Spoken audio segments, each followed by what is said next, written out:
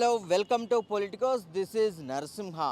కాంగ్రెస్ పాలనలో నగరానికైతే పండగ వచ్చిందనే చెప్పాలి.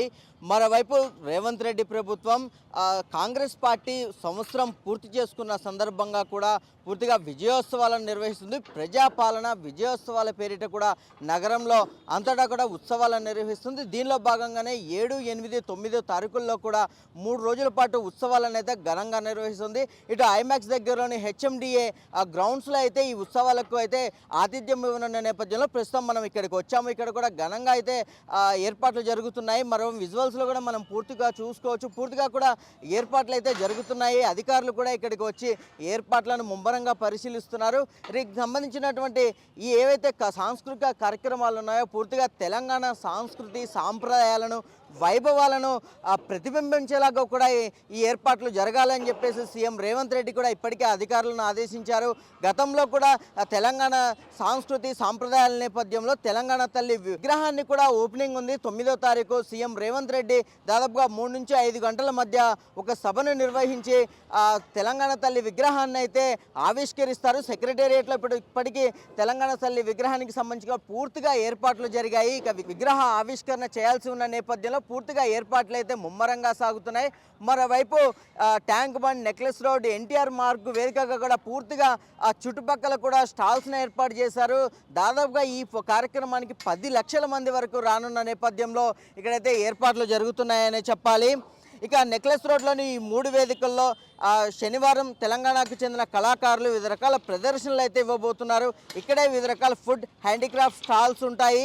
ఆదివారం సాయంత్రం 3 నుంచి 5 గంటల మధ్య ఎయిర్ షో కూడా నిర్వహిస్తారు. ఐమాక్స్ దగ్గర హెచ్ఎండిఏ గ్రౌండ్స్లో రాహుల్ సిబ్లిగంజ్ సంగీత కచేరీ కూడా ఉండబోతుందని చెప్పేసి కూడా అధికారులు తెలియజేస్తున్నారు. ఇక సోమవారం సాయంత్రం 5 గంటలకు అనుకున్న సమయంలో సచివాలయంలో తెలంగాణ తల్లి విగ్రహాన్ని మంత్రి సీఎం రేవంత్ రెడ్డి కూడా ఆవిష్కరించబోతున్నారు. తర్వాత హెచ్ఎండిఏ గ్రౌండ్స్లో జరిగే సభలో సీఎం మంత్రులతో పాటు పాల్గొని ఆయన ప్రసంగించేటువంటి అంశం అయితే ఉందని కూడా అధికారులు చెప్తున్నారు. ఇక సంగీతానికి సంబంధించి కూడా సంగీత దర్శకుడు సంగీత కచేరీ, డ్రోన్ షోలను కూడా ఇవ్వబోతున్నారు. ఇక దీనికి సంబంధించిన పూర్తి ఏర్పాట్లు కూడా సాగుతున్నాయి. మనం విజువల్స్లో కూడా చూసుకోవచ్చు. అధికారులు హుటాహుటిని అయితే పనులు చేపిస్తున్న పరిస్థితులు ఉన్నాయి. దీనికి సంబంధించి కూడా ఒక పెద్ద టెంట్ కూడా ఏర్పాటు చేసి స్టేజ్ను కూడా నిర్మించారు. ఏదైతే తెలంగాణ సాధించుకున్న తెలంగాణలో ఎన్నో విప్లవాలు చేశామో, ఎన్నో ఉద్యమాలు చేశామో, ఎందరో ప్రాణ త్యాగాలు చేశారు అని చెప్పేసి సీఎం రేవంత్ రెడ్డి కూడా వారి మీద ప్రత్యేకమైన చొరవ తీసుకుంటున్నారు. మరోవైపు ఎవరైతే తెలంగాణ మహిళలు ఉన్నారో వాళ్ళు ఉన్నతాభివృద్ధి కోసం పాటుపడాలి, ఖచ్చితంగా వారిని అభివృద్ధి సాధించాలి, సమాజంలో వారు సాధికారను సాధించాలనే ఒక ఉద్దేశంతో వారి కోసం గణనీయమైనటువంటి పథకాలను చేపట్టారు.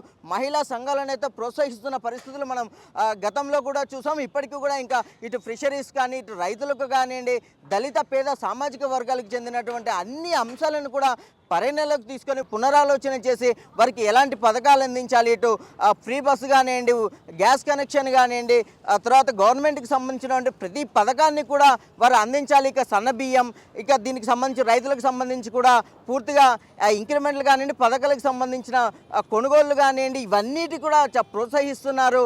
దీనికి సంబంధించి ఇక ప్రతి అంశంలో కూడా ఏది కూడా ఎక్కడా తగ్గేది లేదు. అప్పుల తెలంగాణకు ఉన్నటువంటి ఈ తెలంగాణని ఖచ్చితంగా బంగారు తెలంగాణగా చేయాల్సిన బాధ్యత కాంగ్రెస్ ప్రభుత్వం మీద ఉంది. హస్తం తప్పకుండా అందరినీ ఆదుకుంటుంది. ఇది అభయహస్తం ప్రజా పార్టీ అని చెప్పి సీఎం రేవంత్ రెడ్డి కూడా బహిరంగంగా చెప్తున్నారు. అందుకు అనుగుణంగానే ముందుకు తీసుకెళ్తున్న పరిస్థితులు ఉన్నాయి. ఏదో మూసి సుందరీకరణ కానివ్వండి, మరోవైపు డబుల్ బెడ్రూమ్ ఇళ్ళకి, ఇందిరమ్మ ఇళ్ళ నిర్మాణాలు కానివ్వండి, వేగంగా పనులైతే చేస్తున్న పరిస్థితులు ఉన్నాయి. రాష్ట్రంలో అభివృద్ధి లక్ష్యంగా అయితే ముందుకు వెళ్తున్న పరిస్థితులు ఉన్నాయి. ఇంక దీనికి సంబంధించి కూడా పూర్తిగా అధికారులను, మంత్రులను కూడా ఆయన పనులు వేగంగా చేయాలి, అభివృద్ధి చెందాలి అంటే ఖచ్చితంగా కూడా డెవలప్మెంట్ అవ్వాలి అని చెప్పేసి కూడా ఆయన ఆదేశాలు జారీ చేసిన పరిస్థితులను. మరోవైపు ప్రాజెక్టులను కూడా తీసుకొస్తున్నారు. దీనికి సంబంధించి మెట్రో పనులను కూడా వేగవంతం చేశారు. హైదరాబాద్ను గ్రీన్ సిటీగా చేయడం కోసం, పొల్యూషన్ తగ్గించడం కోసం మరో ఢిల్లీ లాంటి నగరాన్ని మేము చూడకూడదు, తెలంగాణ ఎప్పుడు పచ్చగా ఉండాలి, ప్రపంచంలో భాగ్యనగరం విలిసిల్లాలి అని చెప్పేసి దృఢ సంకల్పంతో కూడా సీఎం రేవంత్ రెడ్డి ఎలక్ట్రిక్ వెహికల్స్లను కూడా అందుబాటులోకి ఇచ్చారు. వాటి పన్నులు కానీ, రోడ్ ట్యాక్సులు కూడా మినహాయించారు. ఇటు ప్రజా సంక్షేమమే ధ్యేయంగా కూడా అన్ని వర్గాలకు సంబంధించి కూడా ఆయన ముందుకెళ్తున్న పరిస్థితులు ఉన్నాయి. మరోవైపు ఆటోల బంద్కు ఈరోజు 7వ తారీఖు సమ్మె నిర్వహిస్తున్న నేపథ్యంలో వారు హామీ ఇచ్చారు. చేశారు, ఖచ్చితంగా ఎలక్ట్రిక్ వెహికల్స్ ఇస్తాం, మీకు సంబంధించిన ఎలాంటి సమస్యలు ఉన్నా సరే మేము తప్పకుండా పరిష్కరిస్తామని చెప్పేసి కూడా ఆయన హామీ ఇవ్వడం జరిగింది. ఇక ఎక్కడ పేదలున్నా సరే వారి సంక్షేమాన్ని కోరుకునే దిశగా కూడా కాంగ్రెస్ రేవంత్ రెడ్డి ప్రభుత్వం అయితే ముందుకెళ్తుందనే చెప్పాలి. ఇక 3 రోజుల పాటు జరిగే ఈ సాంస్కృతిక కార్యక్రమంలో ఖచ్చితంగా కూడా తెలంగాణ ఉద్యమ నేపథ్యాన్ని పురస్కరించుకునే వైభవాన్ని, సాంస్కృతి సాంప్రదాయాలను ప్రపంచవ్యాప్తంగా ఉన్న తెలుగు వారికి, ఇతర అన్ని సామాజిక వర్గాల వారికి కూడా తెలియజేసే విధంగా తెలంగాణ సంస్కృతిని గొప్పగా తెలియజేయాలనే సంకల్పంతో, ఉద్దేశంతో ఆయన 3 రోజుల పాటు కూడా ఈ ఏవైతే ప్రజా పాలన విజయోత్సవాలను అయితే ప్రవేశపెట్టారనే చెప్పాలి. ఇవి నిర్వహిస్తున్న పరిస్థితులు ఉన్నాయి. దీనికి సంబంధించి కూడా పొలిటికల్ స్ట్రీమ్ అన్నింటిని కూడా కవర్ చేస్తుంది. ఎక్కడైతే అభివృద్ధి చెందుతుందో ఖచ్చితంగా అట్టడుగునున్నటువంటి ప్రజలు, దళితులు ఎవరైతే ఉన్నారో ఖచ్చితంగా అభివృద్ధి చెందాలనే ఉద్దేశంతో కూడా పొలిటికల్ స్ట్రీమ్ ఖచ్చితంగా అందరి వద్దకు చేరుకుంటుంది. వారికి ఉన్నటువంటి సమస్యలను కూడా ప్రజల ముందుకు కానివ్వండి, ఇటు అధికారుల ముందుకు కానివ్వండి, నాయకుల దృష్టికి కూడా తీసుకువెళ్తుంది. ప్రజా ప్రభుత్వం ఎలా పనిచేస్తుందో దానికి అనుగుణంగానే ప్రజా కార్యక్రమాలు కానివ్వండి, ఇటు ప్రతిపక్షాలు కానివ్వండి, ఇటు అధికార పక్షాలు కానివ్వండి, ఇక్కడ ఎలాంటి పరిస్థితులు ఉన్నా సరే వాటిని కళ్ళకు కట్టినట్టుగా ప్రజల ముందుకు తీసుకొచ్చే విధంగా కూడా పనిచేస్తుంది.